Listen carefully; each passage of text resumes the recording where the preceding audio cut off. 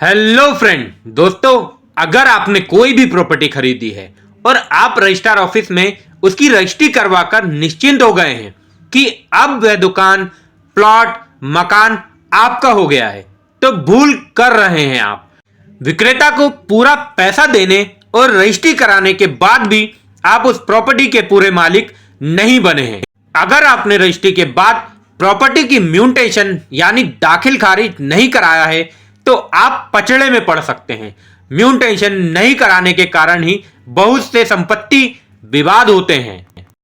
आए दिन ऐसी खबरें आती रहती हैं कि किसी प्रॉपर्टी को किसी व्यक्ति ने 2 बार बेच दिया या फिर बेचने वाले ने बेची गई संपत्ति की रजिस्ट्री खरीदार के नाम कराने के बाद भी जमीन पर लोन ले लिया।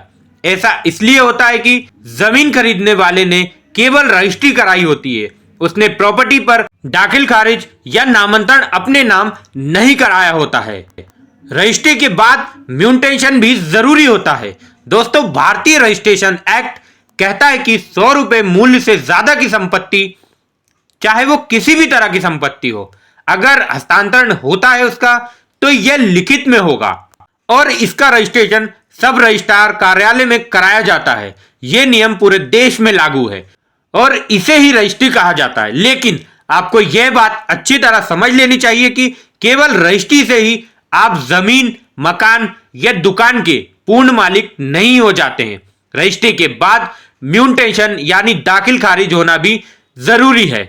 रजिस्ट्री नहीं है स्वामित्व का पूर्ण दस्तावेज। दोस्तों, रजिस्ट्री केवल ऑनरशिप के ट्रांसफर का डॉक्यूमेंट्स है, स्वामित्व का नहीं। रजिस्ट्री कराने के बाद जब आप उस रजिस्ट्री के आधार पर दाखिल खारिज करा लेते हैं, तब जाकर आप उस प्रॉपर्टी पर पूर्ण स्वामी बनते हैं।